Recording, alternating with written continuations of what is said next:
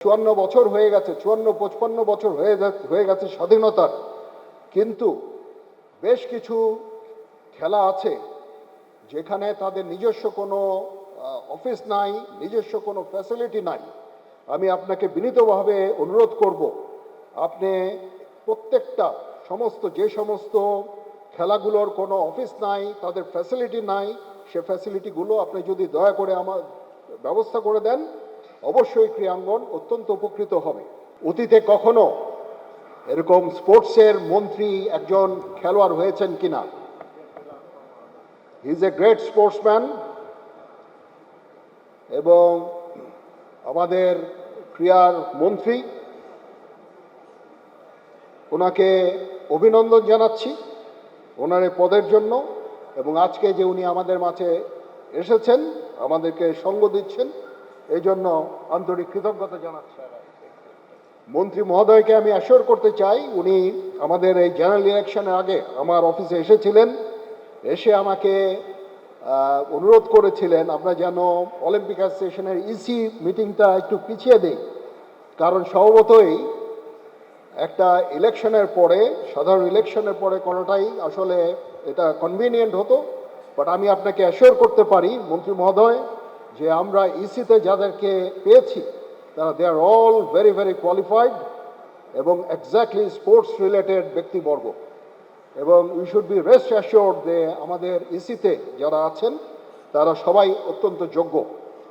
আজকে আমরা এই ক্রীড়া ব্যক্তিত্বদের পেয়েছি, আপনাকে পেয়েছি, এই জন্য আন্তরিক অভিনন্দন এবং আমার কৃতজ্ঞতা।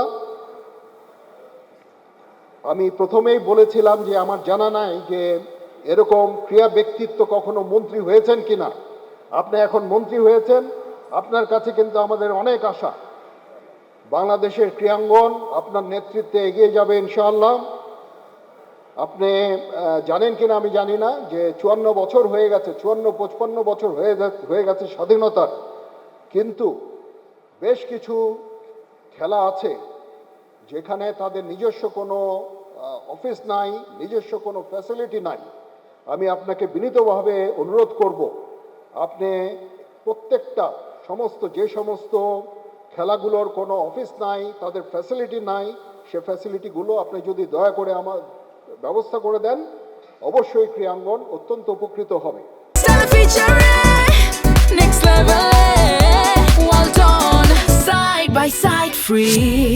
আমি এখানে একটা প্রস্তাব আমি রাখতে চাই, যদি আমি এটা আমার ইসি কমিটিতে আমার কলিগদের সাথে আলোচনা করেই আমি এই প্রপোজালটা আমি আপনাকে দিতে চাই। আপনি যদি প্রত্যেকটা খেলার জন্য 30 কোটি টাকা একটা ফিক্সড ডিপোজিট করে দেন, তাহলে এই অর্থ থেকে এই খেলাগুলোর বিভিন্ন ব্যয়ভার বহন করা অত্যন্ত সহজ হবে।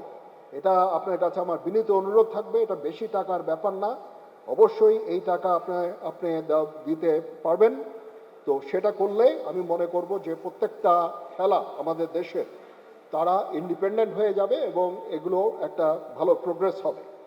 আমরা আমাদের আর্মি স্টেডিয়ামের ওখানে একটা স্পোর্টস হাব নির্মাণ করার চিন্তা করেছি। একটা আউটডোর স্টেডিয়াম আছে, দুটা ইনডোর স্টেডিয়াম আমরা করতে চাচ্ছি।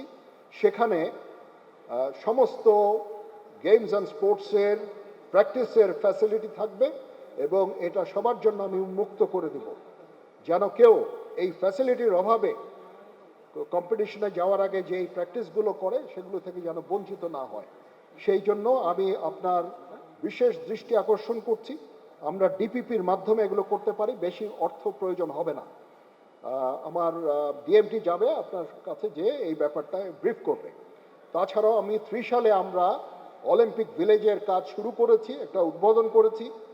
এই অলিম্পিক ভিলেজটা হয়ে গেলে সমস্ত ক্রীড়াঙ্গন এটা থেকে অত্যন্ত উপকৃত হবে। সেখানে সারা বছর তারা প্র্যাকটিস করতে পারবে, তাদের ওখানে লজিংয়ের ব্যবস্থা থাকবে, ফুডিংয়ের ব্যবস্থা থাকবে এবং আমাদের ক্রীড়াঙ্গন অনেকখানি এগিয়ে যাবে। এবং ওখানে আমরা ইন্টারন্যাশনাল সমস্ত কম্পিটিশনগুলো ইনক্লুডিং এশিয়ান গেমস করার মতন ফ্যাসিলিটি সেখানে থাকবে। বাট এর জন্য প্রয়োজন অনেক অর্থ, এবং অবশ্যই সরকারের জন্য এটা বেশি অর্থ না। সরকার যদি চায় আমরা 5 বছরের মধ্যে, নেক্সট 5 ইয়ার্সের মধ্যে এটা কনস্ট্রাকশন কমপ্লিট করে এটাতে আমরা ইন্টারন্যাশনাল কম্পিটিশনগুলো আমরা করতে পারবো। আর আপনারা জানেন যে আমাদের সমস্ত মাঠগুলোতে বিল্ডিং করে ফেলেছে, তো এই জন্য এখন ঢাকা শহরে খেলাধুলার সুযোগ নাই, আর পুকুরগুলো ভরাট করে ওর উপরেও বিল্ডিং করে ফেলেছে। আমাদের বাচ্চারা সুইমিং জানে না, তো আমরা মিলিটারি একাডেমিতে যখন এদেরকে নিয়ে যাই তখন এই সুইমিংয়ের একটা সমস্যা দেখা দেয়, বিকজ সুইমিং ইজ ম্যান্ডেটরি, তারা সুইমিং জানে না।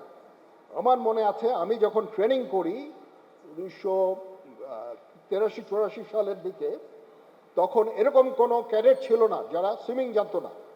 তো সেই জন্য আমিও নির্দেশ দিয়েছি আমাদের যত ক্যান্ট পাবলিক স্কুলগুলো আছে সবগুলোতে একটা করে সুইমিং পুল করতে, যেন বাচ্চারা এই সুইমিংটা যেন শিখে যায়। আমাদের আসলে ক্রীড়াঙ্গনের জন্য অনেক কিছু করার আছে, করণীয় আছে।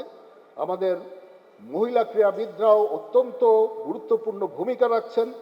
আমরা গত দুটা আন্তর্জাতিক ক্রীড়া প্রতিযোগিতায় একটা রৌপ্য এবং 6টা ব্রোঞ্জ পদক পেয়েছি, যেটার অধিকাংশ পদকই পেয়েছে আমাদের মহিলা ক্রীড়াবিদরা। তাদের প্রতি কংগ্রেচুলেশনস, এবং তাদেরকেও তারা যেন সুন্দরভাবে এই গেমস অ্যান্ড স্পোর্টসগুলোতে অংশগ্রহণ করতে পারে, প্রশিক্ষণ নিতে পারে, সেই জন্য আমরা সাধ্যমতো আমরা চেষ্টা করে যাব।